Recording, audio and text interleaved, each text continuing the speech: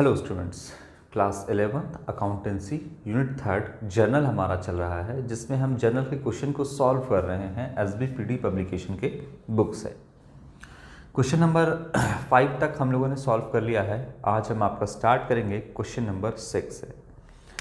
चलिए, तो आपको प्रिपेयर करना है जर्नल। जो फॉलोइंग आपका ट्रांजेक्शन गिवन है क्वेश्चन में, सारे ट्रांजेक्शन को आपको जर्नल में रिकॉर्ड करना है। तो आप लोग जो है पूरा फॉर्मेट पर बनाओगे, date, particular, ledger folio, amount debit and amount credit. तो सबसे पहले यहाँ पर आपका हो जाएगा डेट का कॉलम। आप लोग फॉर्मेट पे बनाना, हम सीधा आपका क्वेश्चन को जितना भी ट्रांजेक्शन है उसको जर्नलाइज करते हैं। तो डेट में सबसे पहला आपका है 1 दिसंबर से स्टार्ट किया गया है। इसको हटा देते हैं, ऐसे लिख देते हैं December 1।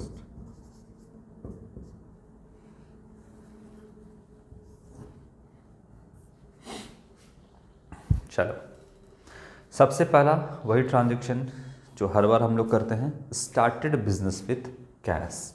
यानी बिजनेस जो है वो स्टार्ट किया गया है और बिजनेस में कैश जो है वो लगाया गया है बिजनेसमैन के द्वारा।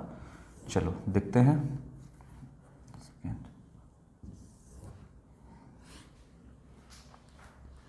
कितना लगाया गया है? 50,000 रुपीज़। तो इसका तो हमको लगता है कि बार बार बताने की ज़रूरत नहीं है कि क्या होगा इसका। Cash account debit, cash account debit to capital account 50,000 rupees.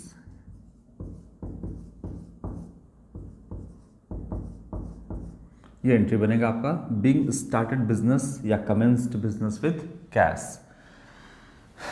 सिर्फ ऐसे ही बात कर लेते हैं ट्रेडिशनल अप्रोच से। कैश आया बिजनेस में, debit part comes in and owner जो पैसा दिया है, यानी कैपिटल अकाउंट पर्सनल अकाउंट होता है, क्रेडिट द गिवर, इसीलिए क्रेडिट किए। Debit what comes in, credit the giver, इससे बना। अगर आप बात करें मॉडर्न अप्रोच से, तो एसेट बढ़ा है ना, तो डेबिट किए, इंटरनल लायबिलिटी बढ़ा तो क्रेडिट किए। दोनों तरीके से आपका हो गया यहाँ पर। अब चलिए आगे बढ़ते हैं 6 तारीख का। याद रखिएगा हम लोग चल रहे हैं क्रोनोलॉजिकल ऑर्डर से, यानी डेट वाइज सारे ट्रांजेक्शन को रिकॉर्ड कर रहे हैं। पेड इनटू बैंक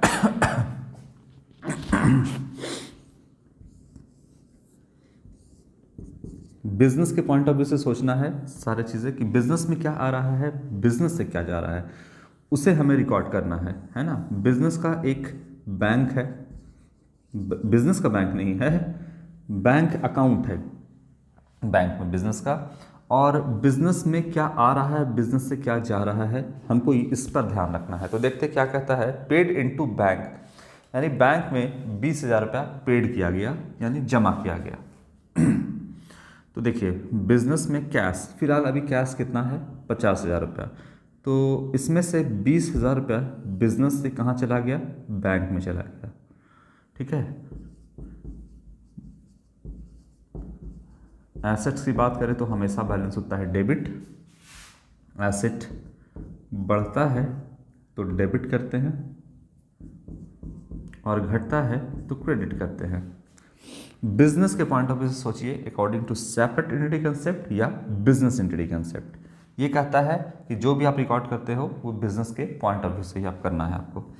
तो यहाँ पर बिजनेस से, बिजनेस का आपका जो कैश बैलेंस है वो भी बिजनेस के लिए एसेट है, और बिजनेस का जो बैंक बैलेंस है वो भी बिजनेस के लिए एसेट है। दोनों बिजनेस के लिए एसेट है। ठीक है, बैंक बैलेंस और cash balance. Cash balance cash in hand जो बिजनेस के अंदर है, कैश एट बैंक जो बिजनेस का पैसा बैंक में है। एक ही बात है आपका, लेकिन बात इसलिए एक नहीं है क्योंकि बैंक में आप पैसा जो है वो डिपॉजिट करते हो, बैंक से ट्रांजैक्शन अलग है, बिजनेस का ट्रांजैक्शन अलग है आपका। बिजनेस में कैश है, कैश इन हैंड, बिजनेस का पैसा बैंक है, कैश एट बैंक। ठीक है। अब यहाँ पर आप देखिएगा कि पैसा पेड इनटू बैंक, बैंक में पेड किया गया, तो बिजनेस का बैंक बैलेंस बढ़ गया, बैंक बैलेंस बढ़ गया बिजनेस का, तो डेबिट कर देंगे बैंक अकाउंट को। ठीक है। बैंक अकाउंट डेबिट कर दिए, ठीक है। और चूंकि 20,000 रुपया निकल करके कहाँ चला गया, बैंक में चला गया, तो बैंक बैलेंस बढ़ गया तो डेबिट किए। अच्छा, बिजनेस का क्या हुआ, कैश बैलेंस कम हो गया। कैश बैलेंस क्या हो गया, दोनों तो एसेट है ना, कैश बैलेंस कम हो गया तो कैश को क्रेडिट कर देंगे। क्यों, क्योंकि एसेट बढ़ता है तो डेबिट, घटता है तो क्रेडिट। तो एसेट बिजनेस का घट गया इसीलिए क्रेडिट कर दिए कैश को, कैश घट गया, और बिजनेस का ही बैंक बैलेंस बढ़ गया, एसेट बढ़ गया तो बैंक को डेबिट किए। कितना से, 20,000 से। ये एंट्री आपका बनेगा बैंक टू कैश। बोलिए, इसमें कोई आपको तो प्रॉब्लम नहीं होगा, बैंक टू कैश। सिमिलरली एक ही जगह पे हम बार बार चीज़ों को, जहाँ पर आपका ये ट्रांजेक्शन गिवन है वहाँ पर हम सारे चीज़ों के बारे में ही बात कर लेते हैं। अच्छा, ये तो बैंक में था कि पैसा आपने पेड किया, जमा किया, तो दूसरे तरफ पैसा अगर ऑफिस यूज़ के लिए बैंक से निकाला तो, पर्सनल यूज़ के लिए नहीं, ऑफिस यूज़ के लिए, एसेट बढ़ता है तो डेबिट, घटता है तो क्रेडिट। अब बैंक से पैसा कहाँ निकाला गया, बिजनेस में, ठीक है। बिजनेस में पैसा लाया गया, बैंक से पैसा निकाल के बिजनेस में ले आया गया। तो क्या करना है, अभी बैंक में कितना है, 20,000 रुपया। पहले से भी पैसा होगा, ऐसा बात नहीं कि पहले से एकदम इसका अकाउंट बैलेंस जो है एकदम नील होगा, हम अभी अभी 20,000 डाल रहे हैं, ऐसा नहीं, पहले से ही पैसा होगा। तो अभी मान के चलते हैं कि 20,000 रुपये बैंक में बिजनेस का है।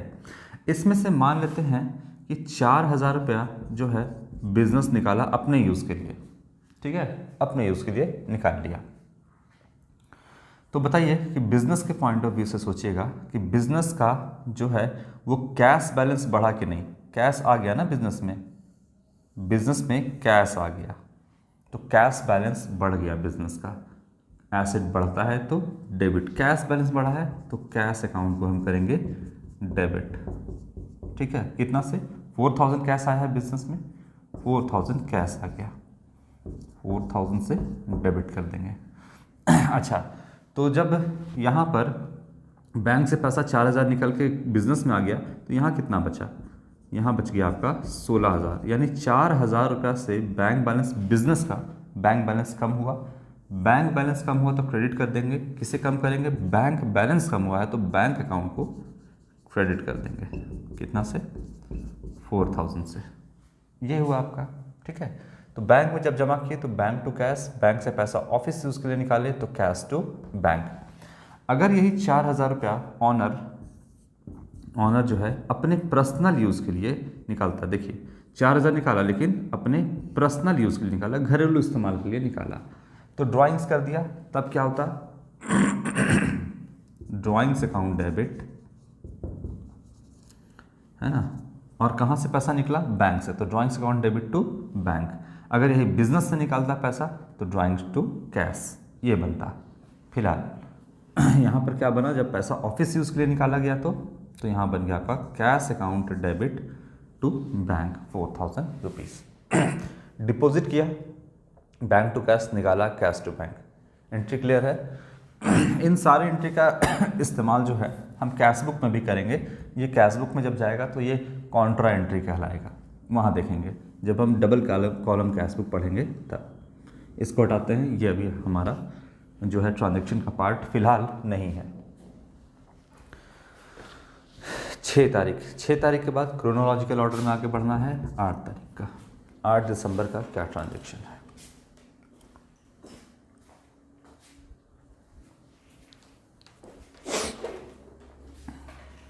8 तारीख का आपका ट्रांजैक्शन है परचेज गुड्स फॉर कैश।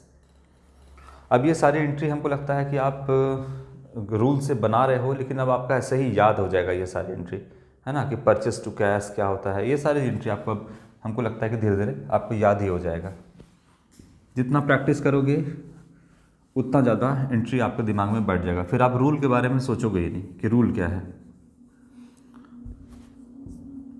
चलो, परचेस किया है बिजनेस ने कैश में, तो कैश में परचेस किया है, परचेज अकाउंट डेबिट करेंगे गुड्स के लिए स्टॉक बढ़ने के सेंस में। तो यहाँ पर हम करेंगे परचेज अकाउंट डेबिट, बिजनेस का स्टॉक बढ़ा, debit part comes in stock बढ़ने के सेंस में। ये हुआ आपका कैश में परचेज किया। तो बिजनेस में क्या आया, गुड्स आया, तो परचेज को डेबिट किया, डेबिट पार्ट कम्स इन। बिजनेस से क्या गया, तो कैश चला गया, क्योंकि कैश में परचेज किए हैं। तो credit part goes out, cash account को हम कर देंगे यहाँ पे क्रेडिट। तो purchase account debit to cash. अब अमाउंट जो भी है आपका अमाउंट लिख देना है। अमाउंट यहाँ पर है 4000 रुपीज़,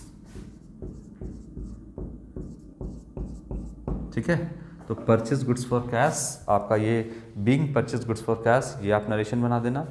और फिर जो इसका था आपका 6 तारीख वाला का, इसका करते हैं being the amount paid into bank, amount जो है बैंक में आपने पेड किया, ये नरेशन आप इसको लिख लेना। ये बन गया आपका। याद रखिएगा, हमेशा सोचना है कि इसके पॉइंट ऑफ व्यू से किसको देना है, किससे लेना है, क्या करना है, सब कुछ बिजनेस के हिसाब से आपको सोचना है। 8 के बाद 9 तारीख, बार बार बोल रहे हैं क्रोनोलॉजिकल ऑर्डर, क्योंकि आपका 1 नंबर का सवाल जो है पूछता है एग्जाम में, objective question. Paid to Ram discount allowed by him, हम राम को जो है वो पेड कर रहे हैं 1980 रुपीज़, और डिस्काउंट अलाउड बाय हिम, उसने हमको छूट दे दिया 20 रुपये का जो है छूट दिया। हम राम को पेड कर रहे हैं पैसा। ये बिजनेस, ये है आपका राम। पूरी बात को समझेंगे।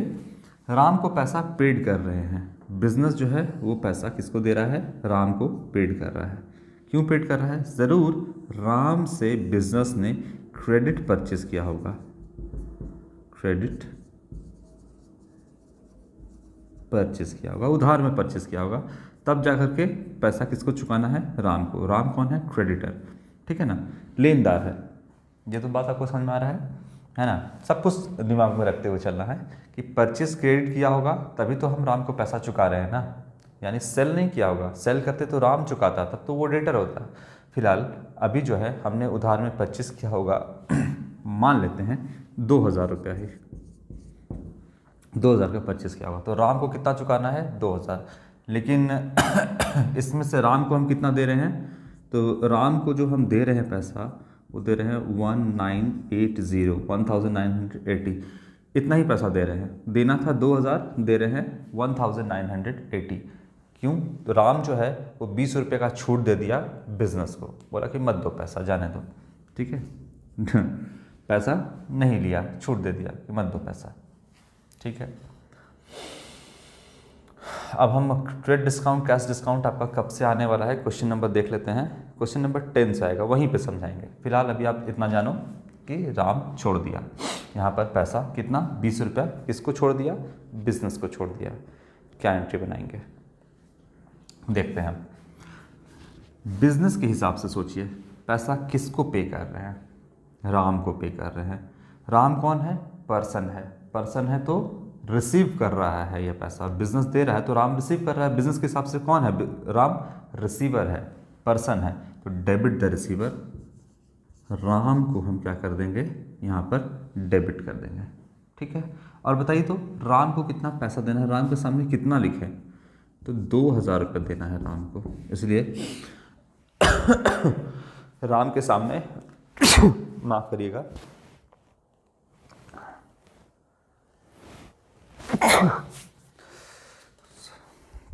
राम के सामने हम 2000 लिखेंगे, क्योंकि राम को तो देना है 2000 रुपये, 2000 देना है, इसके सामने हम लिख दिए।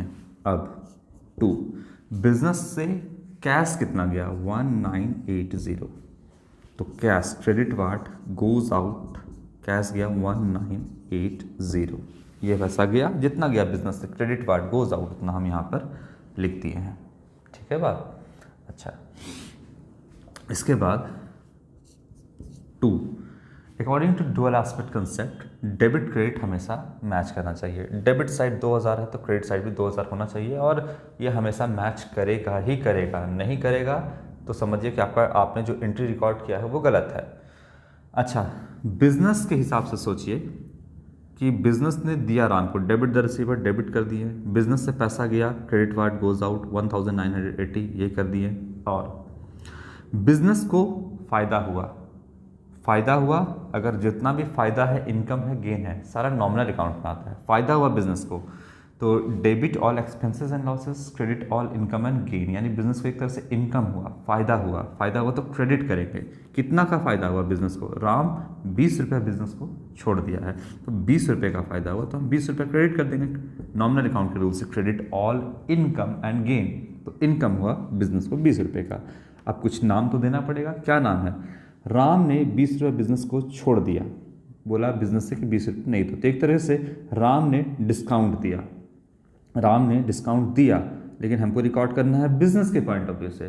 तो बिजनेस को क्या मिला, तो डिस्काउंट रिसीव हुआ, इसीलिए हम यहाँ पे लिखेंगे डिस्काउंट रिसीव्ड अकाउंट, पूरा लिखिएगा आप लोग, डिस्काउंट रिसीव्ड अकाउंट। बिजनेस को क्या मिला, राम तो डिस्काउंट अलाउड कर रहा है, वो तो दे रहा है, लेकिन बिजनेस के हिसाब से हम रिकॉर्ड करते हैं, तो इसको जो है 20 रुपये, वो डिस्काउंट रिसीव हुआ, तो हम लिखेंगे डिस्काउंट रिसीव। बिजनेस को फायदा हुआ, इसलिए क्रेडिट किए, क्रेडिट ऑल इनकम आपका यहाँ पर नॉमिनल अकाउंट के रूल से।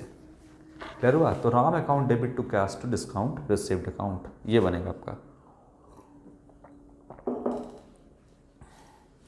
नरेशन लिख लेना, being cash paid to Ram and discount received, being cash paid to Ram and discount received, Ram ने डिस्काउंट दिया है। देखिएगा पढ़ने का तरीका यहाँ पे क्वेश्चन का, पेड टू राम, राम को डिस्काउंट अलाउड बाय हिम, मतलब डिस्काउंट अलाउड बाय हिम, यानी राम ने डिस्काउंट बिजनेस को दिया है, तो बिजनेस का फायदा है ना, तो बिजनेस को क्या हुआ, डिस्काउंट रिसीव हुआ, वो तो दिया, ये लिया, हमको इसके हिसाब से चलना है, तो डिस्काउंट रिसीव्ड यहाँ पे हम क्रेडिट करेंगे 20 रुपये से। ठीक है, एक एंट्री और हम देखते हैं इसमें, आपका क्या है, 9 तारीख का हो गया, 10 तारीख का देखते हैं, कैश सेल्स है आपका। पूरी बात समझ में आई।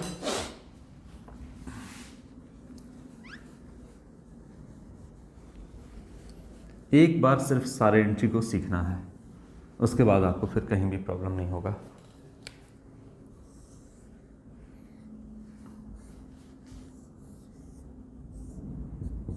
ये है बिजनेस, और बोलता है कैश सेल्स।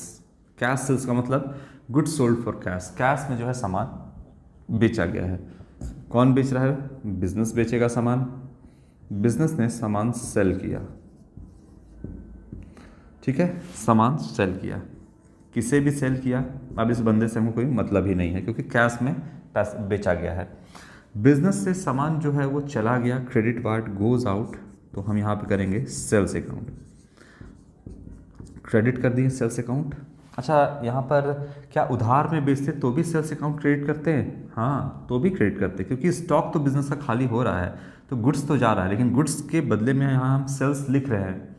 जब परचेस करते हैं तो परचेस लिखते हैं, सेल करते हैं तो सेल करते हैं, गुड्स के बारे में बात कर रहे हैं, यहाँ पर सेल लिखे। उधार में बेचते तो भी सेल्स लिखते हैं, है ना। अच्छा, तो बिजनेस में सेल किए, अगर उधार में बेचते तो ये डेटर बनता, क्योंकि नियर फ्यूचर में बिजनेस को पैसा ये देता। कितने का सेल्स है वो हम देख लेते हैं एक बार। सेल्स है आपका 3000 रुपये का, ठीक है, 3000 रुपये का सामान बेचे, तो इसको हम लिखते हैं कैश सेल्स, यहाँ लिख दीजिएगा कैश सेल्स, बेचा गया। ये बंदा जो है बिजनेस को पैसा दे दिया, तो इससे अब हमको कोई लेना देना ही नहीं है, क्योंकि बिजनेस में कैश आ चुका है और हमको कैश से ही मतलब है बिजनेस में। तो cash to sales, cash account debit, cash account debit यहाँ पर 3000 रुपीज़, और सेल्स अकाउंट क्रेडिट, यहाँ पे आप लाइन से लिखिएगा क्रेडिट के कॉलम में 3000 rupees to cash to sales, being good sold for cash, ये नरेशन आप यहाँ पे लिख दीजिएगा। तो कैश यहाँ पर बिजनेस में आ गया है, ठीक है, 3000 रुपीज़, 3000 का सामान गया, 3000 का कैश आ गया, इससे मतलब नहीं है। अगर यहीं पर मान लीजिए कि उधार में सामान बेचा जाता तो बिजनेस में कैश तो आता नहीं, तब ये कहलाता है बिजनेस का डेटर, यानी नियर फ्यूचर में ये पैसा बिजनेस को देता। तब यहाँ पर हम लिखते हैं debtor account debit to sales, ठीक है। अगर इस डेटर का नाम नहीं दिया रहता, तो मान लो इस डेटर का नाम दिया रहता ABCD, कोई भी नाम मान लो डेटर का नाम A है, ठीक है, तो डेटर के जगह पे हम क्या लिखते हैं, A टू सेल्स। अगर A नाम रहता, जो भी नाम रहता वो नाम लिखते हैं इसका यहाँ पर ऐसे। कोई नाम नहीं रहता, बोलता goods sold goods sold on credit, सिर्फ इतना लिख के छोड़ देता तो हम डेटर टू सेल्स करते हैं। Goods sold on credit to Ram Shyam, तो हम राम श्याम टू सेल्स यहाँ पे ये लिखते हैं। फिलहाल कैश में बेचा गया तो कैश टू सेल्स, ये आपका एंट्री बनेगा। तो ट्रांजैक्शन नंबर ये कौन सा था, नंबर नहीं, डेट 10 तारीख का था, क्रोनोलॉजिकल ऑर्डर में 10 तारीख तक का था ये ट्रांजैक्शन। तो सारा ट्रांजैक्शन आप देखो हम डेट वाइज रिकॉर्ड कर रहे हैं, 1, 6, 8, 9, 10। हमने ऐसा नहीं किया कि 1 कर दिया फिर 8 तारीख को, फिर 8 तारीख का रिकॉर्ड किया, फिर 6 तारीख, फिर 9 तारीख, फिर 10 तारीख, ये ऑर्डर में आपको नहीं चलना है। इससे आपका सारा आंसर सही आएगा, सब कुछ सही आएगा, लेकिन ऑर्डर गड़बड़ा जाएगा, क्रोनोलॉजिकल ऑर्डर, तो नंबर कटेगा आपके एग्जामिनेशन में। तो इसके आगे का ट्रांजैक्शन नेक्स्ट वीडियो में सॉल्व करेंगे। Thank you.